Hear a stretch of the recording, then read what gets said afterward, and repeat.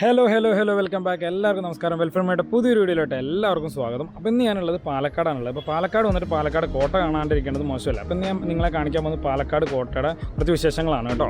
പിന്നെ വെറുതെ പറഞ്ഞ സമയം കളയാണ്ട് നമുക്ക് നേരെ വീഡിയോയിലോട്ട് വന്ന് നിങ്ങൾ ഈ ചാനൽ ആദ്യമായിട്ടാണെന്ന് നമ്മൾ ഈ ചാനൽ സബ്സ്ക്രൈബ് ചെയ്യാൻ മറക്കരുത്. അപ്പോൾ നമുക്ക് നേരെ വീഡിയോയിലോട്ട് പോകാം. ഗൈസ്, അങ്ങനെ നമ്മൾ ആ കോട്ടയുടെ ഫ്രണ്ടിൽ എത്തിയിട്ടുണ്ട്. ഇത് നമ്മൾ കോട്ടയിലേക്ക് കിടക്കേണ്ട കവാടാണ് കേട്ടോ. അത് നമുക്ക് കോട്ടയുടെ അവിടേക്ക് പോവാം. ആ ഒരു എൻട്രൻസ് ആണ്, അതുകൂടെ നമ്മൾ പോകാം കേട്ടോ ഉള്ളിലേക്ക്. ഇതാണ് നമ്മുടെ കോട്ടയുടെ എൻട്രൻസ് കേട്ടോ. ഇതിനുള്ളിലേക്ക് നമ്മൾ കയറിയിട്ടുണ്ട്. അപ്പോൾ നമുക്ക് വണ്ടി പാർക്ക് ചെയ്യണമെന്നുണ്ടെങ്കിൽ ഇവിടെ പാർക്ക് ചെയ്യാം. കാറിന് ഓട്ടോയ്ക്കൊക്കെ ആണെന്നുണ്ടെങ്കിൽ ഇവിടെ 30 രൂപ ഇവിടെ പാർക്ക് ചെയ്യാം. അതിനുള്ളിൽ തന്നെ ഒരു ചെറിയ ഗ്രൗണ്ട് പോലെ ഉണ്ട് കേട്ടോ, ഇവിടെ പാർക്ക് ചെയ്യാം. ബൈക്കിനാണെന്നുണ്ടെങ്കിൽ 15 രൂപയേ ഉള്ളൂ. നമുക്ക് അവിടെ കുറച്ചുകൂടി ഫ്രണ്ട് പോയിട്ട് അവിടെ പാർക്ക് ചെയ്യാം. ടിക്കറ്റ് കൗണ്ടർ ഉള്ളത് കുറച്ചുകൂടി ഫ്രണ്ടിലാണ്. അപ്പോൾ എന്തായാലും നമുക്ക് അങ്ങോട്ട് പോകാം കേട്ടോ.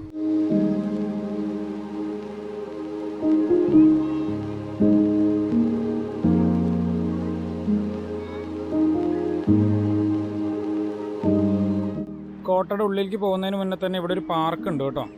ഇവിടെ ഒരു പാർക്കുണ്ട്. അപ്പോൾ ഈ പാർക്കിനുള്ളിൽ കയറാനായിട്ട് 25 രൂപയേ ഉള്ളൂ. പാർക്കിനുള്ളിൽ ഇവിടെ നമുക്ക് ഭക്ഷണം എന്തെങ്കിലും കഴിക്കണമെങ്കിൽ തന്നെ ഉണ്ട്. ഇവിടെയാണ് കേട്ടോ ടിക്കറ്റ് കൗണ്ടർ, ഇവിടെയാണ്. പിന്നെ നമുക്ക് ടിക്കറ്റ് എടുക്കാം. ഗൈസ്, അപ്പോൾ നമ്മൾ ടിക്കറ്റ് എടുത്തിട്ടുണ്ട്. ഇതാണ് ടിക്കറ്റ് കേട്ടോ. 25 രൂപയാണ് നമുക്ക് ഉള്ളിലേക്ക് കയറാനായിട്ടുള്ളത് കേട്ടോ. പുറത്തുനിന്നുള്ള ആൾക്കാരൊക്കെ ആണെന്നുണ്ടെങ്കിൽ 300 രൂപയാണ് വരുന്നത് കേട്ടോ. നമുക്കിതിനുള്ളിലേക്ക് വണ്ടി കൊണ്ടുപോകാൻ പറ്റില്ല. ഇവിടെ റോഡൊക്കെ ഉണ്ട്, പക്ഷെ നമുക്ക് വണ്ടി അങ്ങോട്ട് കൊണ്ടുപോകാൻ പറ്റില്ല.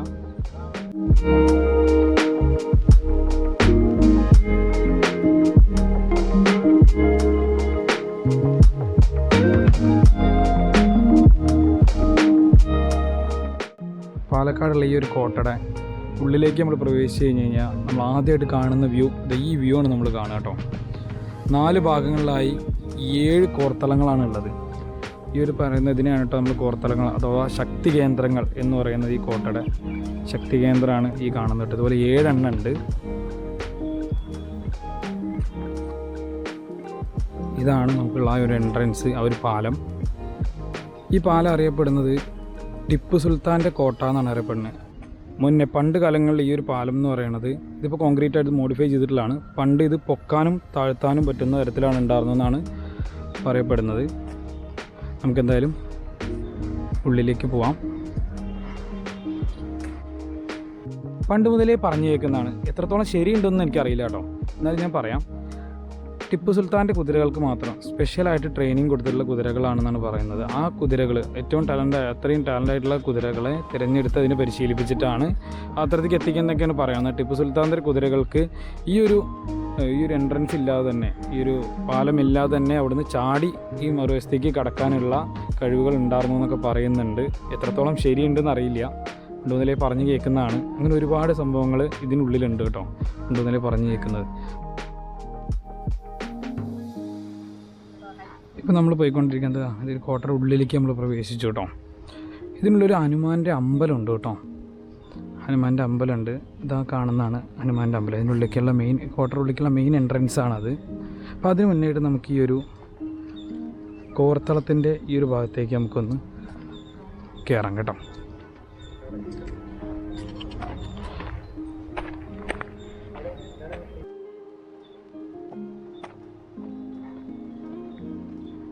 നമ്മൾ ഈ കോർത്തളത്തിൻ്റെ ഇവിടെ എത്തിയിട്ടുണ്ട്.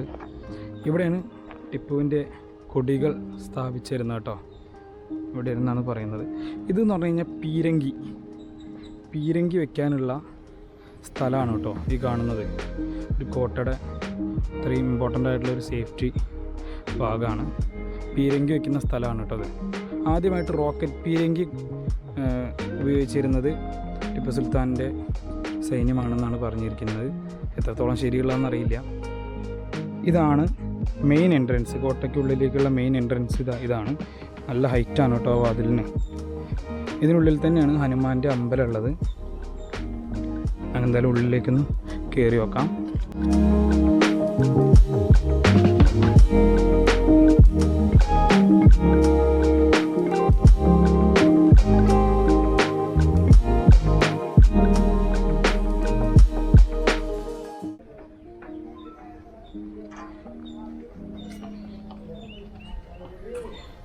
ഇനി നമ്മൾ കോട്ടയുടെ ഉള്ളിലേക്ക് പ്രവേശിക്കുകയാണ്.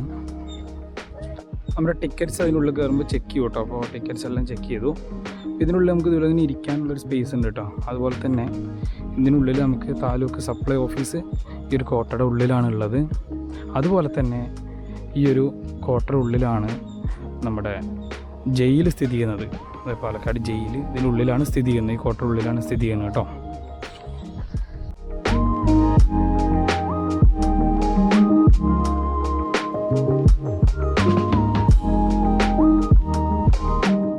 നമുക്കിതിനുള്ളിലായിട്ട് തന്നെ ഒരു ഹെറിറ്റേജ് മ്യൂസിയം ഉണ്ട്.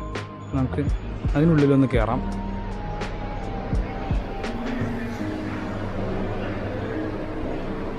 ഈ കോട്ടയെക്കുറിച്ചുള്ള എല്ലാ വിവരങ്ങളും നമുക്ക് ഇവിടുന്ന് കിട്ടും കേട്ടോ. ഓരോ കല്ലുകളെക്കുറിച്ചും കണ്ടോ, ഇത് നിർമ്മിച്ചിട്ടുള്ള ഓരോ ഒറ്റ കല്ലിലാണിത് കൊത്തി ഇങ്ങനെ തീർത്തിട്ടുള്ളത് കേട്ടോ.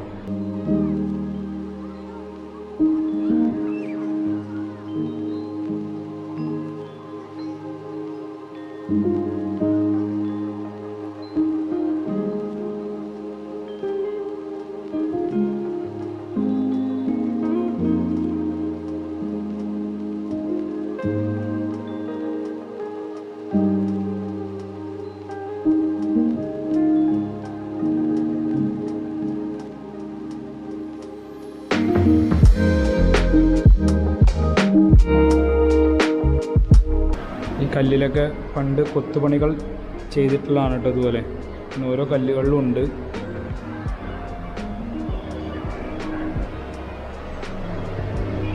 ഈ കാണുന്നതായിരുന്നു ജയിൽ കേട്ടോ. ഇപ്പോൾ ഈ ഒരു ജയിൽ ഇവിടുന്ന് മാറിയിട്ടുണ്ട്. ഇപ്പോൾ ഇവിടുന്ന് മാറിയിട്ട് മലമ്പുഴയിലേക്ക് മാറിയിട്ടുണ്ട് കേട്ടോ. പണ്ടായിരുന്നു ഇവിടെ ജയിലുണ്ടായിരുന്നത്. ഇപ്പോൾ ഇവിടെ ജയിലില്ല. ആ ജയിൽ മാറി മലമ്പുഴയിലേക്ക് മാറ്റിയിട്ടുണ്ട്. കോട്ടയുടെ ഉള്ളിൽ ഭയങ്കര തണുപ്പാണ് കേട്ടോ. നല്ല മരങ്ങളും കിളികളുടെ സൗണ്ട് കേട്ട് നല്ല അടിപൊളി ഒരു വൈബാണ് ഇതിൻ്റെ ഉള്ളിലുള്ളത്. ഇപ്പോൾ വെയിലാണെങ്കിൽ കൂടി നല്ല തണുത്ത കാറ്റും നല്ല ഫ്രഷ് എയർ ഇതെല്ലാം നമുക്ക് ഇതിനുള്ളിൽ ഫീൽ ചെയ്യുന്നുണ്ട്. ഒരു തണുപ്പൊക്കെ നമുക്ക് ഇതിനുള്ളിൽ ഫീൽ ചെയ്യുന്നുണ്ട് കേട്ടോ. മരങ്ങളൊക്കെ തന്നെയാണ് ഇതിനുള്ള പ്രത്യേകത. നമുക്കിനി ഈ കോട്ടയുടെ മുകൾ ഭാഗത്തേക്ക് നമുക്ക് പോകട്ടോ. ഇതൊരു സ്റ്റെപ്പ് ഉണ്ട്. ഇത് കയറി കഴിഞ്ഞാൽ നമ്മൾ മുകൾ ഭാഗത്തെത്തും. നമ്മൾ മുകളിൽ എത്തിക്കഴിഞ്ഞാൽ നമുക്ക് ഈ 7 കോർത്തളങ്ങൾ നമുക്ക് പോയി കാണാനായിട്ട് പറ്റും. അപ്പോൾ നമ്മളിത് ഒരു കോർത്തളമാണ്. നമ്മൾ ഒരെണ്ണം അവിടെ വരുന്നവർ കണ്ടു. നമുക്കതിന് 7 എണ്ണം നമുക്ക് അത് അവിടെ ഒരെണ്ണമുണ്ട്. നമുക്കതിന് 7 എണ്ണം നമുക്ക് ഇതുകൂടെ ചുറ്റി കാണാം കേട്ടോ. ചുറ്റി കാണാനായിട്ട് പറ്റും. ഇതിലൂടെ നടന്ന് കാണാവുന്നേ ഉള്ളൂ. നമുക്ക് എന്തായാലും ഈ ഒരു കോർത്തളത്തേക്ക് നമുക്ക് കയറാം.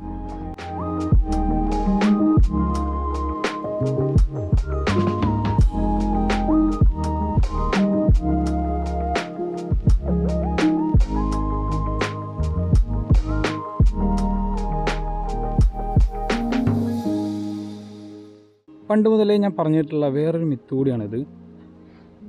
മൈസൂരിൽ നിന്നും ടിപ്പു സുൽത്താൻ കോട്ടയുടെ ഉള്ളിലേക്ക് എത്താനുള്ള ഒരു രഹസ്യ ഒരു ഗുഹ ഇതിനുള്ളിലുണ്ട് എന്നുള്ളത് പറഞ്ഞ് കേൾവിയുണ്ട്. എത്രത്തോളം ശരിയാണെന്നറിയില്ല. പക്ഷേ ഒന്ന് ചിന്തിച്ചു കഴിഞ്ഞാൽ ഒരു കോട്ട അത്രയും സേഫ്റ്റി ആയിട്ട് ഉണ്ടാക്കിയിട്ടുള്ള ഈ ഒരു കോട്ട ഒരു കവാടം മാത്രമാണ്, ഒരു വഴി മാത്രമാണ് ഇതിനുള്ളിലേക്കുള്ള ഇത്. അപ്പോൾ എന്തായാലും ഒരു എമർജൻസി എക്സിറ്റ് ഉണ്ടാവില്ലേ? അപ്പോൾ അതൊരു ഗുഹയായിക്കൂടെ എന്നുള്ള ഒരു ചോദ്യം കൂടി ഉണ്ട് കേട്ടോ. ഒരു മിനിറ്റ് തോന്നലാണ്. പണ്ട് മുതലേ പറഞ്ഞ് കേൾക്കുന്നതാണ് കേട്ടോ. ഇതിനുള്ളൊരു ഗുഹ, നമുക്ക് മൈസൂർക്ക് പോകാനുള്ള ഒരു ഗുഹ ഇതിനുള്ളിലുണ്ട് എന്നുള്ളത്, ടിപ്പു സുൽത്താൻ പോയി വരാനുള്ള. എത്രത്തോളം ശരിയാണെന്നുള്ളത് അറിയില്ല. 7 കോർത്തളങ്ങളിലെ 2 എണ്ണം കൂടി ഇനി ബാക്കിയുള്ളൂ. അതിലൊന്നിതാണ്, ഒന്ന് അതും കൂടിയാണ് കേട്ടോ. അതൊരു കവർ ചെയ്ത് കഴിഞ്ഞാൽ നമ്മുടെ ഒരു കോട്ട നമ്മൾ കണ്ട് കഴിഞ്ഞു.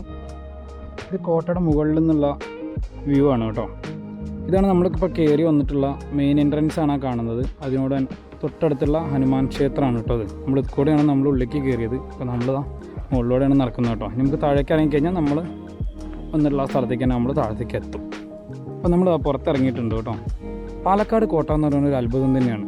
കാരണം എന്താണെന്ന് വെച്ച് കഴിഞ്ഞാൽ പണ്ട് ഒരു മെഷീനറി ഇല്ലാത്ത സമയത്ത് ഈ കരിങ്കല്ലുകൾ കൊണ്ട് ഇങ്ങനെ ഒരു കോട്ട നിർമ്മിക്കുക എന്ന് പറഞ്ഞാൽ അതൊരു സംഭവം തന്നെയല്ലേ.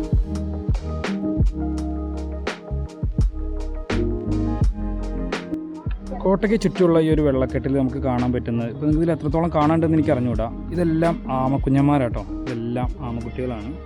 വലിയ ആമയെല്ലാം ഉണ്ട് കേട്ടോ. ഈ കാണുന്നതെല്ലാം ആമകളാണ് കേട്ടോ. ഇതൊരു കൂട്ടമേ ഉണ്ട്. പാലക്കാട് കോട്ടയിലേക്ക് വരാൻ ആഗ്രഹിക്കുന്ന ആളുകൾ രാവിലെ 8 മണി മുതൽ 5:30 വരെ നമുക്ക് പാലക്കാട് കോട്ട നമുക്ക് ഓപ്പണിംഗ് ആണ് കേട്ടോ. അതിനിടയിൽ നിങ്ങൾക്ക് എപ്പോൾ വേണമെങ്കിൽ വരാം. ഉച്ച സമയത്ത് വന്നാലൊന്നും കുഴപ്പമില്ല, കാരണം ഉള്ളിൽ കയറി കഴിഞ്ഞാൽ നല്ല തണലാണ്, നല്ല മരങ്ങൾ, നല്ല തണൽ എല്ലാം ഉണ്ട്. ഈവനിങ് ടൈമും മോർണിംഗ് ടൈമാണ് ഒന്നുകൂടി കംഫർട്ടബിൾ ആയിട്ടുള്ളത്. പക്ഷേ ഉച്ച സമയത്ത് വരികയാണെങ്കിലും ഒരു കുഴപ്പമില്ല. ഇവിടെ ഏറ്റവും കൂടുതൽ ആളുകൾ വരുന്ന ഫാമിലി ആയും കപ്പിളായിട്ട് എല്ലാ ആളുകളും ഇവിടെ ഈ ഒരു കോട്ട സന്ദർശിക്കാനായിട്ട് എത്തുന്നുണ്ട് കേട്ടോ.